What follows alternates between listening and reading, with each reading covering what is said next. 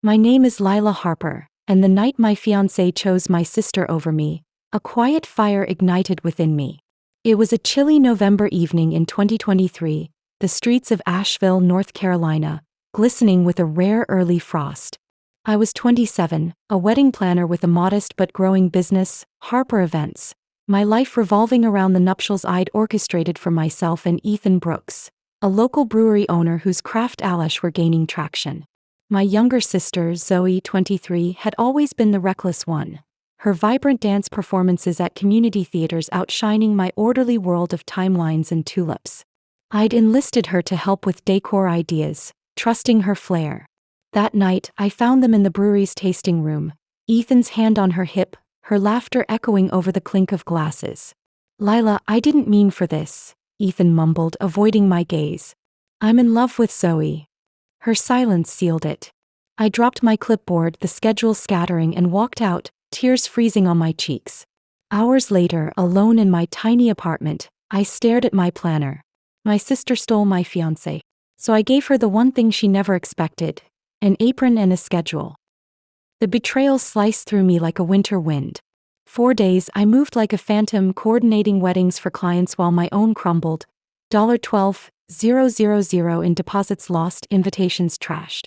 Ethan had been my anchor, his brewery tours complementing my events, while Zoe had been my sounding board, sketching centerpieces with me. I canceled the wedding, blocked their calls, and buried myself in work, arranging peony bouquets with a vengeance that unnerved my assistant. The pain morphed into a scheme. The wedding date, February 14, 2024, Valentine's Day, loomed large. Instead of letting it haunt me, I'd transform it into Harper Events' launch as a full-service venue, complete with a charity gala. And I'd invite them not as lovers but as servers. The plan required audacity. I had $10,000 in savings, my business netting $5,000 monthly from small weddings, a fragile foundation for this leap. I approached the Blue Ridge Pavilion, a rustic venue I'd booked for my wedding, and renegotiated it for the gala at $7,000, adding a catering deal. I pitched to local businesses, artisans, vintners, securing $3,000 from a candle maker and $2,000 from a chocolatier. I hired a small crew, a decorator, a bartender, a sound tech, and outlined the event. Live music, a silent auction, Zoe's dance performance, a twist of irony, Ethan's Alesh on tap under my rules. The hook. They'd cater and entertain, dictated by me. I tracked Ethan through his brewery's dwindling social media, sales dipping since our split. Zoe's dance gigs had dried up, her Instagram posts sporadic. I called Ethan, my voice calm. "I'm hosting a gala on February 14th. Need catering and entertainment. You and Zoe interested?" He hesitated, sensing a catch, but the promise of income tempted him.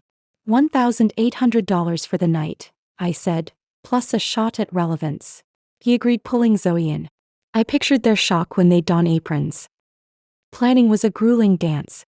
I worked 16-hour days, designing a winter wonderland, pine boughs, fairy lights, heart-shaped auction items, while managing client bookings. My savings shrank to $4,000, but sponsorships offset the $12,000 venue cost. I consulted a lawyer, embedding a contract clause. They'd follow my schedule, no exceptions. Ethan signed, naive. Zoe called, uneasy. "Lila, is this revenge?" I dodged. "Just show up. You'll see." The buildup intensified. I transformed the pavilion, draping ceilings with lights, arranging tables with my signature blooms. My team tested the auction setup, projecting $10,000 in bids for a local shelter. Doubts gnawed. Would they comply? Would this backfire? I pressed on, training my crew for hiccups. Ethan delivered a beer menu, IPAs, stouts, while Zoe planned a solo dance. I approved, adding a twist. They'd serve and perform on my terms. The night before, I rehearsed the timeline. Guests at 6 p.m., auction at 7:30 p.m., performance at 8:30 p.m. I'd wear the wedding gown, altered with a jagged black hem, a symbol of my resilience. My phone buzzed, Ethan confirming. I slept 2 hours, waking to a snowy dawn. February 14th broke white, but my resolve hardened. The pavilion buzzed with setup, decorators, techs, staff. At 5 p.m. Ethan and Zoe arrived, aprons in hand, their expressions a blend of confusion and dread. "You're punctual," I said, handing them the schedule. Zoe's jaw dropped. "Lila, what is this?" I smiled. "Your duties. Start with the beers." The gala launched seamlessly. Guests, 120 locals, sponsors, press, admired the decor, sipping Ethan's Alish under my lights. He poured, his hands unsteady, while Zoe danced, her moves faltering under my gaze. I circulated, the black-hemmed gowns sparking murmurs, a silent triumph. The auction raised $11,000, applause filling the room. At 8:30 p.m. I took the mic. "This night marks Harper Events' rebirth, and a lesson in betrayal," I said, eyeing them.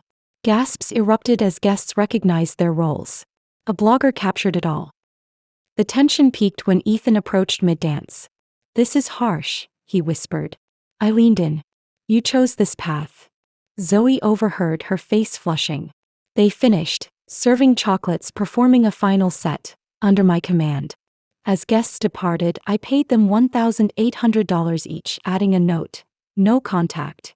They left quietly, the pavilion emptying. But a figure loomed outside, a shadow in the snow.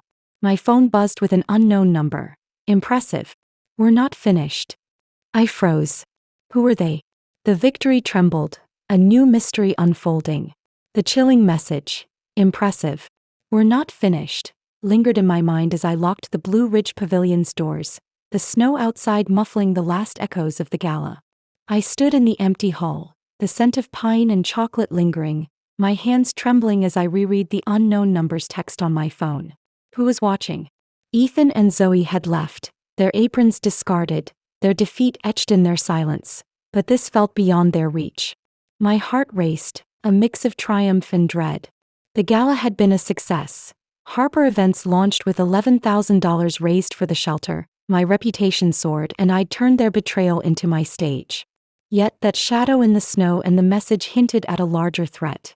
I saved the number, determined to uncover its source, and drove home through the blizzard, the weight of the unknown pressing down. The next morning I met my lawyer, Marcus Tate, at a cozy cafe near my apartment, the aroma of cinnamon rolls doing little to ease my tension. His sharp eyes scanned the text as he sipped his coffee. "This could be a bluff, but given the stakes, assume it's real," he said. "File a police report and hire a PI. Meanwhile, ride the gala's wave, turn it into a brand boost." I nodded, my thoughts churning. The event had drawn media buzz. Planners' revenge steals Valentine's Day, headlined a local paper. And bookings spiked, pushing my revenue to $8,000 monthly. I reported the threat to the police, who took it seriously due to the gala's profile, assigning a detective. I hired a private investigator, Clara, to dig into Ethan, Zoe, and any lurking connections. Business flourished. I expanded Harper Events, hiring a coordinator and a marketer, opening a small office in downtown Asheville. The gala netted $15,000 in new contracts, boosting my savings to $18,000. I redesigned my space, adding a planning nook with velvet chairs, working 15-hour days to meet demand. Ethan and Zoe faded from my radar, their silence a relief, but Clara's initial report unsettled me. Ethan had taken a bartending gig at a dive bar, while Zoe joined a dance troupe with ties to an underground art scene. "They're struggling," Clara said. "But someone else might be pulling strings, possibly a rival." The unknown number flashed in my mind. The threat intensified a week later. A delivery left a box at my office, blackened rose petals, a note, "Step back or else." No shende. My stomach dropped. I called Marcus, who advised a restraining order against Ethan and Zoe, though evidence was thin, and suggested security upgrades. I installed cameras costing $2,500 and hired a part-time guard. The police analyzed the note, smudged prints, inconclusive. Clara traced the delivery to a courier service, but the trail ended at a cash payment. Paranoia crept in, yet I refused to yield. I capitalized on the gala's fame, launching a revenge romance package, wedding planning with a twist, that sold out for $10,000, adding to my funds. Ethan broke the silence, calling from a blocked number. "Lila, we need to talk. This isn't just us." His voice was shaky. I hung up, but curiosity gnawed. Clara dug deeper, uncovering Ethan's new boss, a bar owner, Greg Nolan, with connections to Zoe's troupe. Greg's venue had lost a major event to my gala, sparking a grudge. He might be orchestrating this, Clara warned. I confronted Ethan at a neutral diner, my guard up. What's Greg's play? I demanded. He paled. He's mad about the gala. Wants to sabotage you. Zoe and I are caught in it. I left, his confession a clue, but the threat loomed larger. I mounted a counterattack. With Marcus's help, I sued Greg for harassment, using the notes and Clara's findings. The case was shaky, but it forced action. I boosted Harper Events' profile, securing a $25,000 contract with a vineyard for summer weddings, pushing my valuation to $80,000. The vineyard security team monitored my office, easing my nerves. But the pressure mounted. A break-in attempt triggered my cameras. 2 figures in hoodies fled, leaving a slashed tire. The police called it vandalism, but I knew better. The lawsuit hearing approached. I gathered evidence. Clara's reports, the notes, Ethan's statement, working late to organize it. Greg's lawyer offered a $5,000 settlement with an NDA. Walk away, he pressed over a tense call. No, I told Marcus. I want him exposed. The day came, a packed courtroom in Asheville. Greg smirked as I testified, recounting the gala, the threats, Ethan's admission. My voice steadied as I presented the rose petals. The judge frowned, ordering Greg to respond. Clara's testimony, linking Greg to the courier, swayed the court. The judge issued a restraining order and fined Greg $3,000, a partial victory. As I exited, Greg muttered, "You'll regret this." That night my phone buzzed again, same unknown number. Nice try. The game's just starting. A photo followed. My office window cracked. I froze. Who were they? Greg's crew? Zoe's troupe? The win felt fragile, a new enemy emerging. I called Clara, who promised intensified surveillance. My empire was growing, but the fight wasn't over. The cracked window of my office and the ominous text, "Nice try. The game's just starting," haunted me as I stood in my Asheville apartment, the faint hum of the city blending with the patter of rain outside. The gala's triumph, Harper Events' launch, Ethan and Zoe serving under my command, felt like a fading echo against this new peril. My pulse quickened as I clutched my phone, the unknown number a chilling reminder of the battle won and the war looming. The police investigation into Greg Nolan's harassment had hit a wall, the restraining order a brittle shield. Who were they? Greg's allies? Zoe's dance troupe? A broader network? I dialed Clara, my investigator, my voice firm despite the unease. "Step up the watch," I said.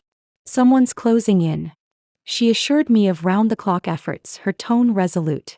The victory was mine. Ethan and Zoe humbled, Greg weakened, but the fight wasn't over.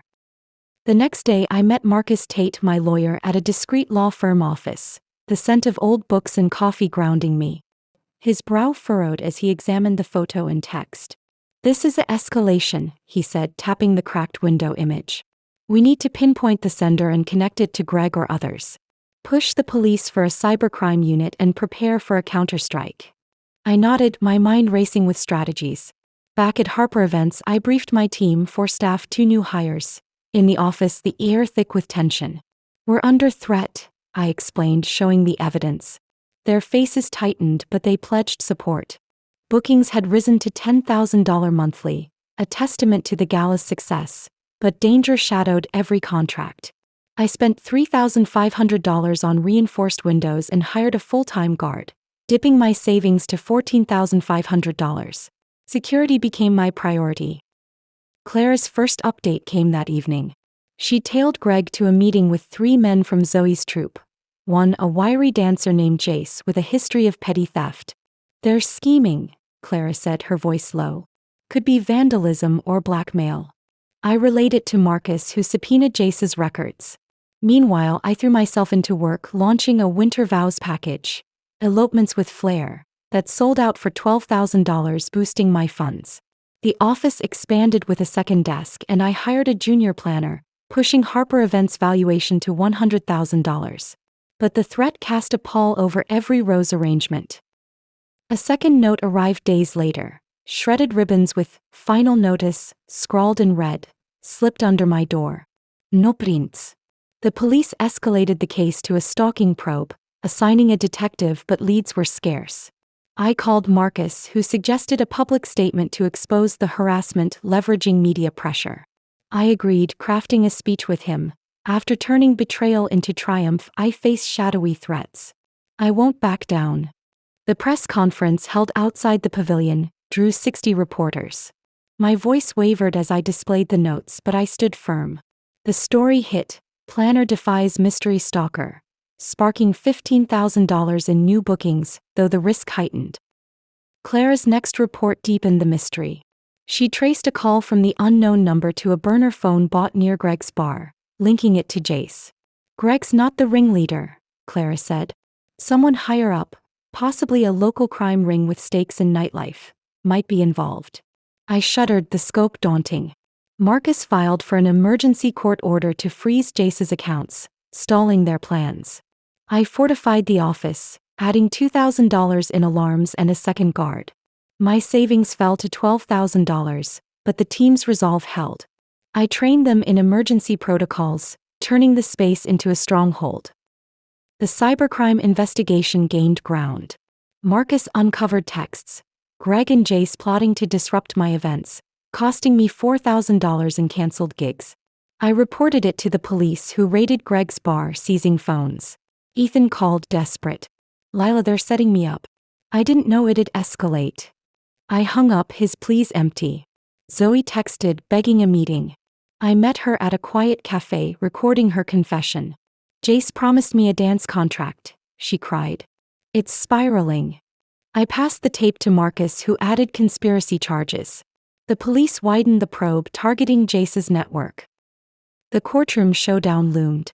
I testified, detailing the gala, the threats, Zoe's admission. Greg's lawyer painted me as vengeful, but the police evidence, texts, call logs, event sabotage, tipped the scales. The judge issued a permanent restraining order, fined Greg $40,000, and ordered $15,000 restitution. Zoe got probation for cooperating. Ethan faced charges as an accessory. As I left, Greg growled, "This ends you." His bar's reputation tanked, losing 30% of patrons. Victory transformed my life. My savings hit $25,000 with new contracts. $20,000 monthly from the vineyard, $10,000 from a resort. Harper Events valuation soared to $150,000. I moved to a loft with a view of the Blue Ridge Mountains, its balcony a retreat after months of strife. I hosted a team celebration, toasting with local cider under fairy lights. But the peace shattered when a package arrived, unsealed, no sender. The cracked window photo, a new note. "We're inside your circle. No signature." My blood ran cold. Clara traced it to a disposable account, a dead end. The police suspected an organized ring, but proof was elusive. I hired a cybersecurity firm, spending $3,000 to scan my systems. The threat persisted. A car tailed me one night, vanishing when security approached. My email was breached, a cryptic message: retreat or lose. The police formed a task force, but progress lagged. I channeled fear into my brand, launching a defiant love line, bold wedding themes, selling out for $15,000. The resort contract grew to $25,000 monthly. I sketched a podcast, Tales of Triumph, and a mentorship for young planners, working late to refine it. Yet the enemy's identity eluded me. One afternoon, reviewing footage, a figure lingered near the office, too grainy to identify. Clara enhanced it, suggesting a woman, possibly tied to Jace's crew. The police interviewed me for 5 hours, mapping connections, but the ringleader remained a phantom. I added $2,500 in motion sensors. My savings stabilized at $30,000, but the cost of vigilance weighed heavily. Standing on my balcony, the mountains looming, I felt a bittersweet win. Ethan and Zoe were out, Greg broken, but the we in those notes loomed. Was it Jace's ring? Arriva el planner? I sipped tea, the rain softening, but that cracked window's shadow lingered. Who was next? Only time would tell. Hey Revenge Tempest fans. Lila's rise from heartbreak to victory is epic. Loved it? Smash that subscribe button and join our crew. Drop a comment and tell us where you're watching from.